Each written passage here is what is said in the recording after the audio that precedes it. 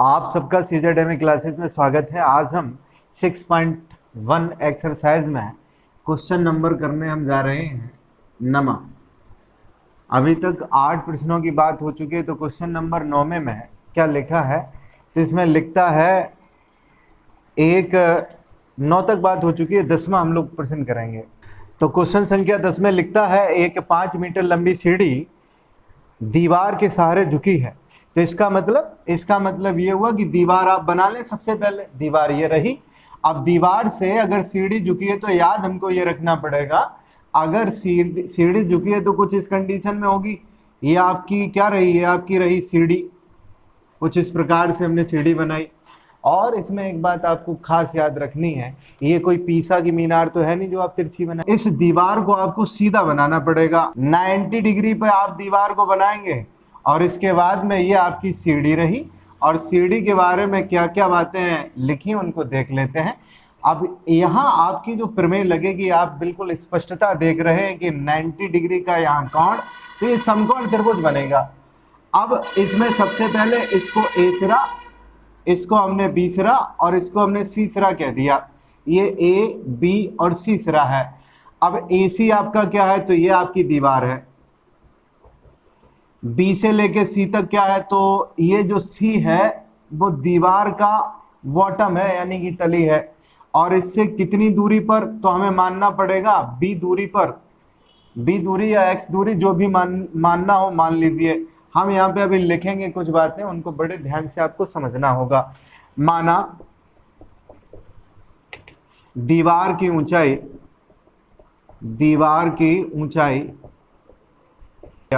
22 metre तथा सी से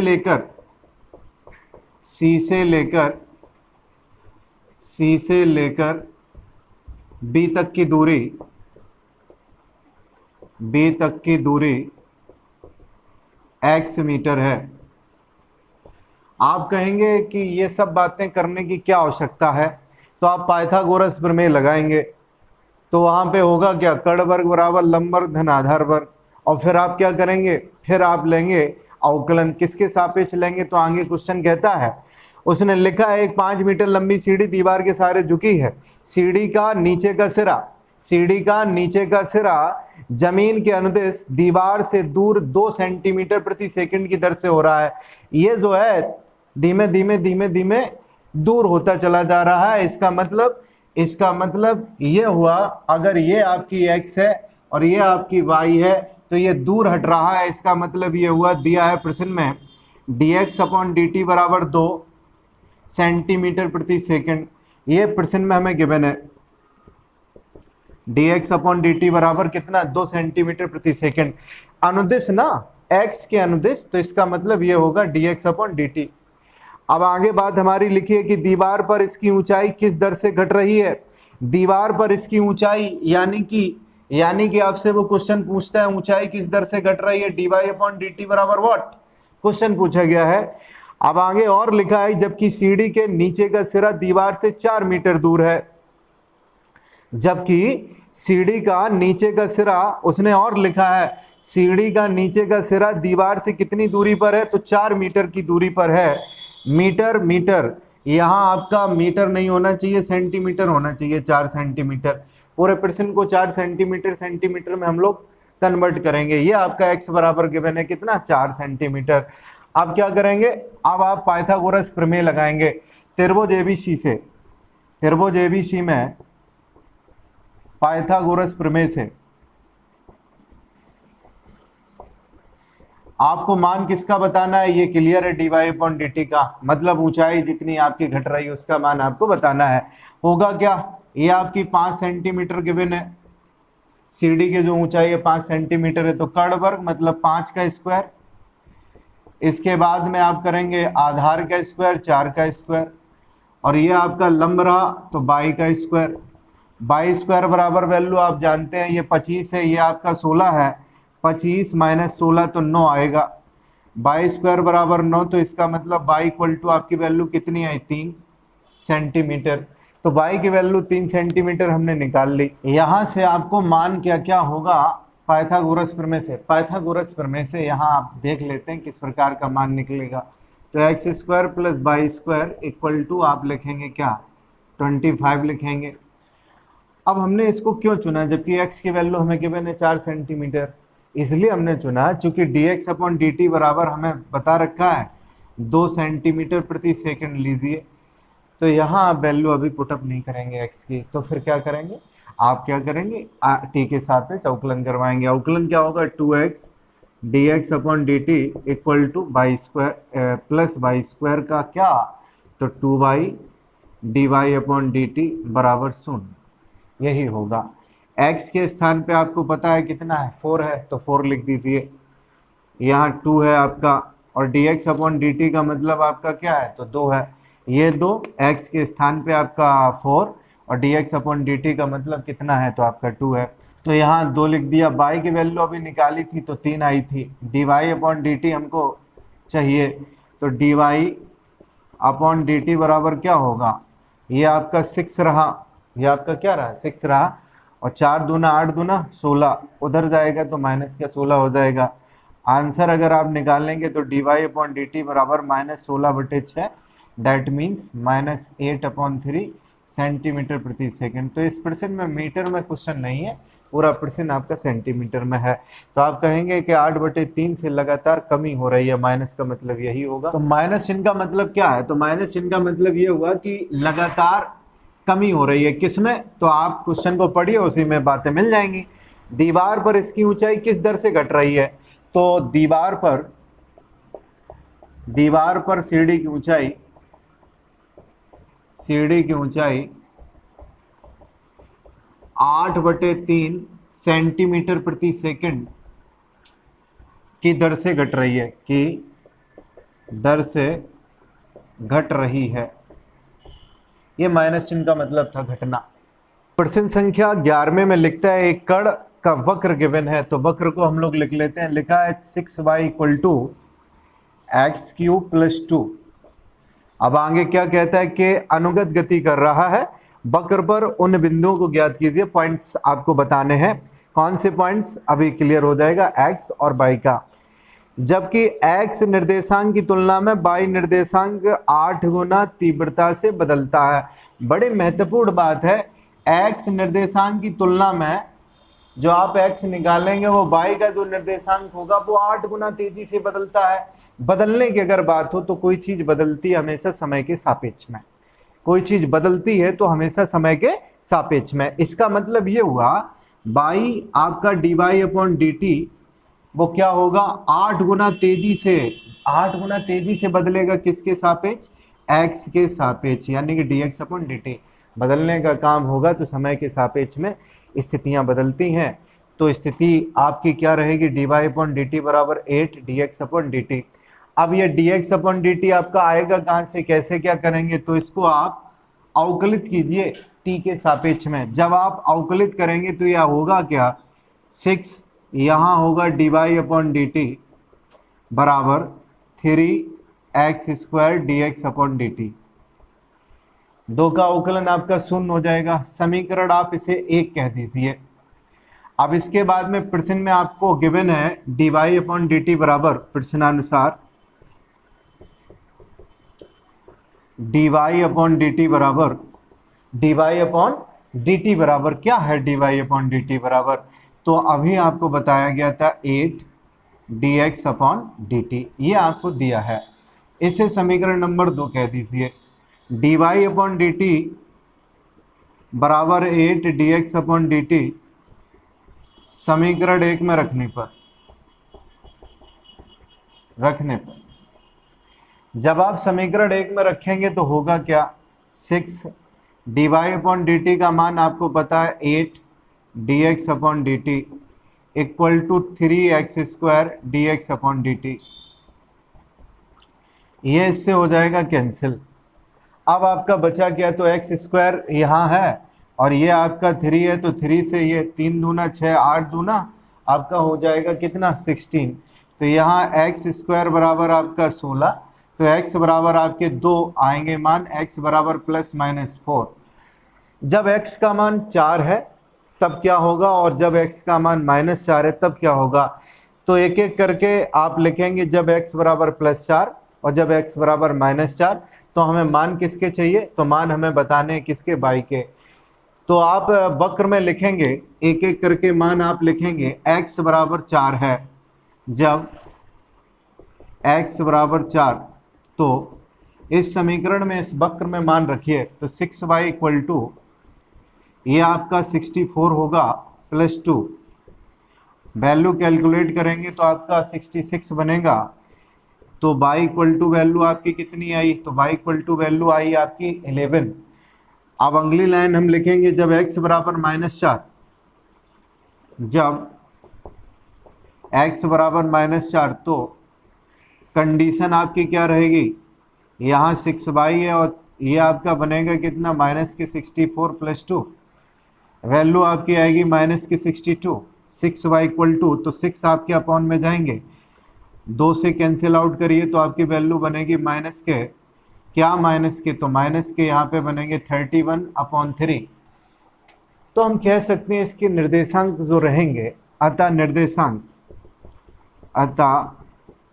निर्देशांक x जब 4 है तो y का आपका मान कितना आया, 11।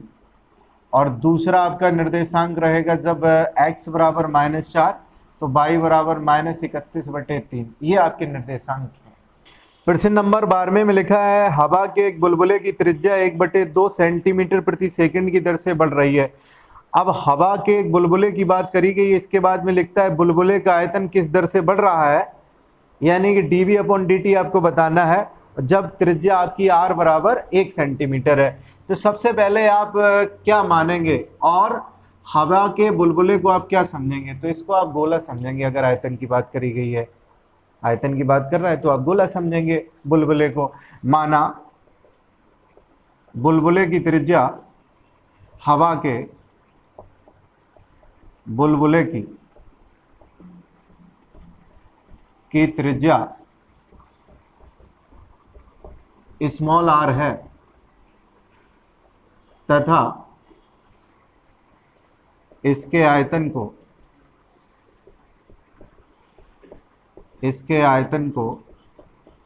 v से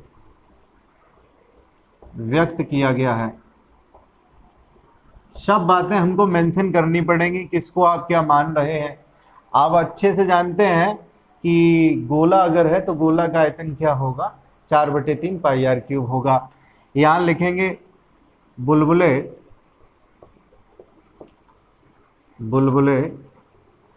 का आयतन, आगे आप जोड़ना चाहें तो जोड़ लें। हवा के बुलबुले का आयतन v बराबर 4/3 πr³। आपको वैल्यू किसकी गिवन है, तो dr/dt आपको दे रखा है 2 सेंटीमीटर प्रति सेकंड, 2 नहीं है, 1/2 सेंटीमीटर प्रति सेकंड है। यहाँ लिखेंगे, चूंकि हमको मान गिवन है किसका, dr/dt बराबर 1/2 सेंटीमीटर प्रति सेकंड, ये हमको गिवन है, दे रखा है। आप जब यहाँ t के सापेक्ष अवकलन करेंगे तो इसका होगा dv/dt इक्वल टू 4/3, पाई की जगह पाई, और इसका क्या होगा, r³ का 3r², और r का आपका बनेगा dr/dt। ये 3 इससे क्रॉस कर जाएगा। dv/dt हमें बताना है जब r बराबर 1 सेंटीमीटर है। लिखेंगे जब r बराबर 1 सेंटीमीटर है तो क्या होगा, आयतन में कितना परिवर्तन आएगा, तो dv/dt r equal to 1 centimetre 4 pi, r के स्थान पे बन रखिए तो कोई फर्क नहीं पड़ेगा, 1 का स्क्वायर करिए तो कोई अंतर नहीं आएगा। dr/dt का मान आपका 1/2 गिवन है, लिख दिया हमने, 2 दूना आपका 4 हो गया। तो आंसर क्या रहने वाला है, 2 पाई। v का मतलब सेंटीमीटर क्यूब, t का मतलब आप जानते हैं सेकंड। इस दर से इस आयतन का क्या होगा, परिवर्तन होगा। यही होगा आपका आंसर, 2 पाई सेंटीमीटर क्यूब प्रति सेकंड। क्वेश्चन नंबर आपका 13वां लिखा है, एक गुब्बारा जो सदैव गोलाकार रहता है, गुब्बारा गोलाकार रहता है का परिवर्तनशील जो व्यास है, तो व्यास आपको दे रखा है, डायमीटर आपको गिवन है, कितना है, 3/2, 2x + 1, ये है आपका डायमीटर व्यास। x के सापेक्ष आयतन के परिवर्तन की दर ज्ञात कीजिए। आयतन के परिवर्तन की दर आपको निकालनी है। तो इसका मतलब क्या हुआ, इसका मतलब यह हुआ हमें गोले का आयतन पता होना चाहिए। अब गोले का आयतन होता कितना है, 4/3 पाई आर क्यूब, और आपको मान किसका दे रखा है, व्यास का। तो इसका मतलब व्यास को आप बदलिए त्रिज्या में। तो एक व्यास में आपकी 2 त्रिज्याएं होती हैं, आप अच्छे से जानते हैं। अगर r का मान निकालेंगे तो 2 का आपको भाग देना पड़ेगा। जब भाग आप देंगे तो ये आपका 3/4 2x + 1 बन जाएगा। इसमें किसी भी प्रकार की कोई दिक्कत नहीं है। आप लिख देंगे यहाँ, माना गुब्बारे की त्रिज्या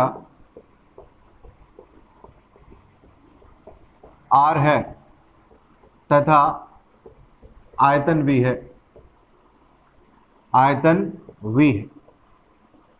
अब गुब्बारा है गोलाकार, तो इसका मतलब v बराबर 4/3 पाई आर क्यूब। लिखेंगे आप गोले का आयतन का फॉर्मूला। t के सापेक्ष आप क्या करेंगे, अवकलन करवाएंगे।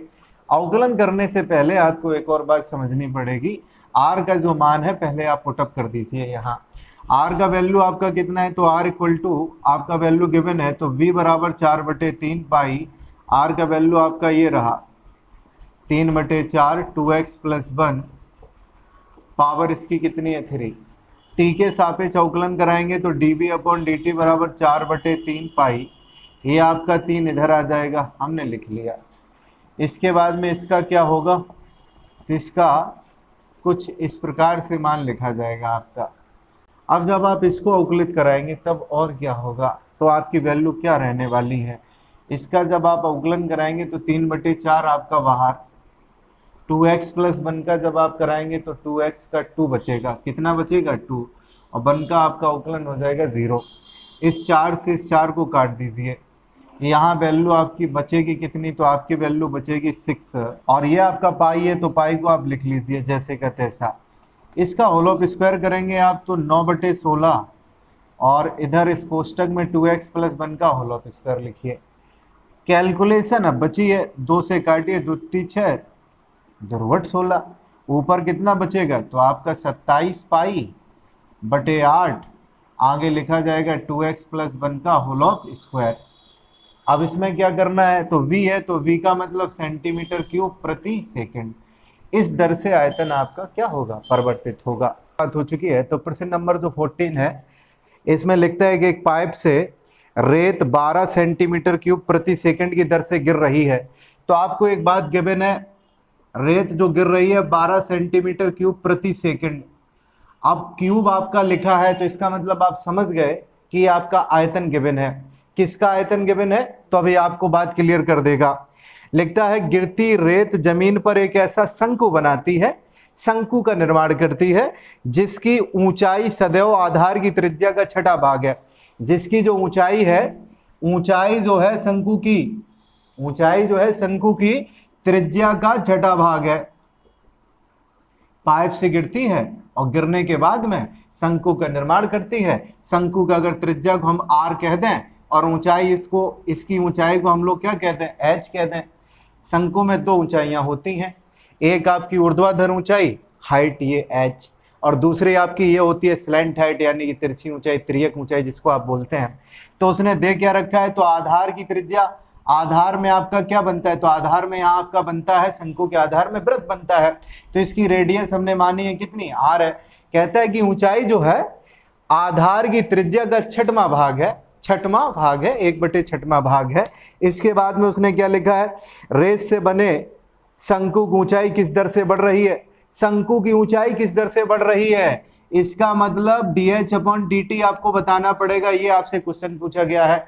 और आगे लिखा है जबकि ऊंचाई आपकी 4 सेंटीमीटर है, h बराबर 4 सेंटीमीटर गिवन है। तो आप करेंगे क्या, स्टार्टिंग कहां से करेंगे, मानेंगे आप सबसे पहले, माना शंकु के आधार की त्रिज्या, शंकु के आधार की त्रिज्या r है। शंकु का आयतन आप जानते हैं कितना होता है, तो शंकु का आयतन v = 1/3 pi r square h। ये सभी फॉर्मूले हमने लिख लिए थे शुरुआत में जब हमने 6.1 की स्टार्टिंग की थी। अब आप करेंगे क्या, तो 12 सेंटीमीटर क्यूब प्रति सेकंड जो है आपका वो डीवी अपॉन डी टी का मान हो गया। तो आप टी के सापेक्ष में अवकलन करेंगे और कुछ नहीं करेंगे। तो टी के सापेक्ष में जब आप अवकलन करेंगे तो आपका हो क्या जाएगा, तो निश्चित रूप से ये डीवी अपॉन डी टी हो जाएगा। यहां आपको समस्या आएगी, ये आर स्क्वायर इंटू 6h लिखा है, आर स्क्वायर इंटू क्या h लिखा है। यहां आप एक काम करिएगा, क्या काम करना पड़ेगा कि h का मान आपको रखना पड़ेगा। h का मान रखोगे कि r का मान रखोगे तो ज्यादा बढ़िया रहेगा, बेटर इसलिए रहेगा क्योंकि dh अपॉन dt आपको चाहिए, इसलिए यहां से आप r का वैल्यू निकालेंगे। r का वैल्यू क्या होगा, 6h होगा, 6h होगा, यही आपको यहाँ पुटअप करना पड़ेगा। चलिए रखते हैं मान को, तो v equal to 1/3 pi, r की जगह आप लिखेंगे 6h और इंटू आपका ये क्या है h रहा। तो 6h की अगर हम बात करें तो 6h का क्या होल ऑफ स्क्वायर, जब आप होल ऑफ स्क्वायर करेंगे 1/3 पाई तो ये आपका हो जाएगा 36h स्क्वायर इंटू h। अब इसमें मल्टीप्लाई आप कर दीजिए h स्क्वायर का h में, तो वैल्यू आपकी बनेगी 12 पाई h क्यूब। ये आपका मान किसका रहा, तो v का मान रहा। इसके बाद में t के सापेक्ष में अवकलन कराओगे तो dv अपॉन dt बराबर 12 और 3 आपका इधर मल्टीप्लाई में आ जाएगा 12 गुणा 3। इसके बाद में ये पाई, यहाँ h स्क्वायर और dh अपॉन क्या लिखेंगे dt लिखेंगे। अब dh अपॉन dt आपको निकालना है, dv अपॉन dt आपको पता है h जब 4 सेंटीमीटर है तब की आपको बात करनी है। चलिए देखते हैं किस प्रकार से आगे बात हमारी बढ़ेगी। तो आप लिखेंगे जब h बराबर आपका कितना है 4 सेंटीमीटर है, लिखिएगा आप जब h बराबर 4 सेंटीमीटर तो क्या होगा, dv अपॉन dt का मान आप रख दीजिए, ये आपका 12 है और इसके बाद में 12 गुणे 3 तो यहाँ पे 36 आएगा। पाई की जगह पाई, h की वैल्यू आपकी कितनी है 4 है, 4 का स्क्वायर आप करेंगे कितना हो जाएगा 16, 4 का स्क्वायर h का मान। और आपको जो मान चाहिए वो चाहिए dh अपॉन dt। एक काम और करिएगा, 12 से इसको कैंसिल कर दीजिए, 12 थी आपका कितना हो गया 36 हो गया। तो आपका dh अपॉन dt का जो मान है वो बनेगा कितना 1/3 का गुणा 16 में तो 48 पाई बनेगा। आप इसी को आंसर लिख सकते हैं सेंटीमीटर प्रति सेकंड। h मतलब किस में होगा सेंटीमीटर में और t का मतलब आपका सेकंड होगा, तो आंसर आप लिख सकते हैं 1/48 पाई अथवा पाई का आप मान रख दीजिए, दो ही बातें हो सकती हैं। नंबर आपसे 15वां दे रखा है, एक वस्तु की x इकाइयों के उत्पादन से संबंध कुल लागत cx बराबर, ये गिवन इक्वेशन आपको। इसके बाद में लिखता है कि सीमांत लागत ज्ञात कीजिए जबकि 17 इकाइयों का उत्पादन किया गया है। आप करेंगे क्या, x के सापेक्ष में अवकलन करने के बाद में अवकलन जब आप करवा लें एक बार, इसके बाद में x बराबर 17 आपको लिखना पड़ेगा और फिर हमारी वैल्यू जो हमें रिक्वायर्ड है वो आंसर आपको मिल जाएगा। तो x के सापेक्ष अवकलन करेंगे तो ये होगा dc upon dx equal to 0.007 multiply by 3x square होगा, x क्यूब का 3x square minus 0.003 x square का आपका होगा 2x, ये गुणा का निशान है, मल्टीप्लाई का निशान है, प्लस 15 x तो आपका खत्म हो जाएगा, 4000 का शून्य होगा।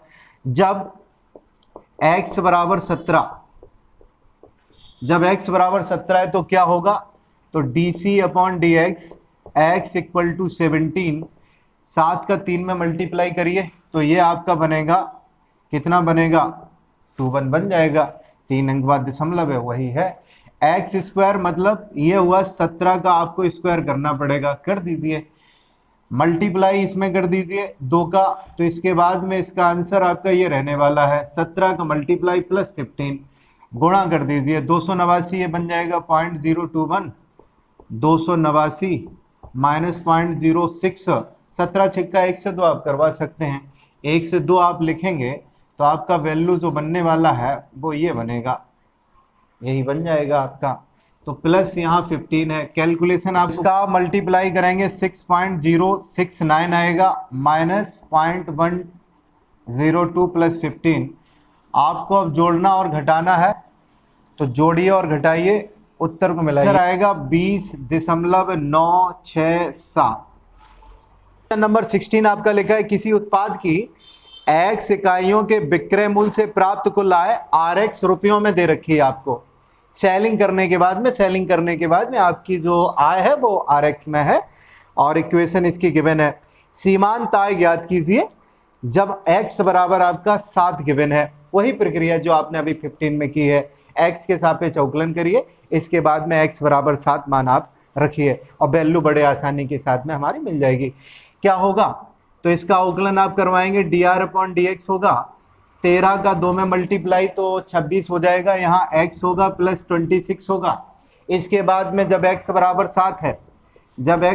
7 है, तो कंडीशन क्या रहेगी, dr/dx x equal to value आप लिखेंगे 7, 26 मल्टीप्लाई 7 प्लस 26 है, गुणा आप करा दीजिए तो कितना बनेगा, 20 प्लस 6 इसको मान के चलिए, 7 दूनी 14, 140 और 7 छिंग 42। इसका मतलब 140 में आप 42 जोड़ेंगे 182 और प्लस आप 26 आप करेंगे तो आपकी वैल्यू 208 बनेगी। यही आपका लिखा है एक वृत्त की त्रिज्या r बराबर 6 सेंटीमीटर, तो 17वां जो आपका है r बराबर आपका गिवन है 6 सेंटीमीटर। लिख रहा है r के सापेक्ष क्षेत्रफल में परिवर्तन की दर बताइए, तो हमने आपको बताया था भाषा लिखनी पड़ेगी। वृत्त है तो वृत्त का क्षेत्रफल क्या होता है, पाई r स्क्वायर। आप क्या करें, अवकलित करें तो किसके सापेक्ष में होगा, r के सापेक्ष में dA/dr बराबर 2 पाई r। अब इसमें करेंगे आप क्या, तो r की वैल्यू आप 6 यहाँ रखेंगे, तो इसका मतलब dA/dr r बराबर कितना 6, 2 पाई r के स्थान पे आप 6 रखिए, वैल्यू आपकी आएगी 12 पाई। एक उत्पाद की x इकाइयों के विक्रय मूल्य से प्राप्त कुल आय रुपयों में RX बराबर हमें गिवन है, क्या गिवन है, 3x² प्लस 36x प्लस 5। इसके बाद में लिखा है जब x बराबर 15 तो सीमांत आय आप बताइए। क्या करेंगे, कुछ नहीं, x के सापेक्ष अवकलन करेंगे, dr/dx।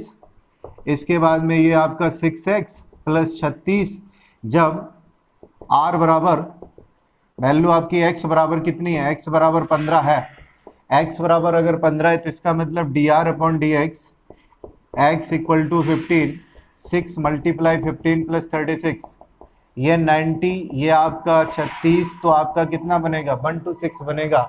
हो गया आंसर।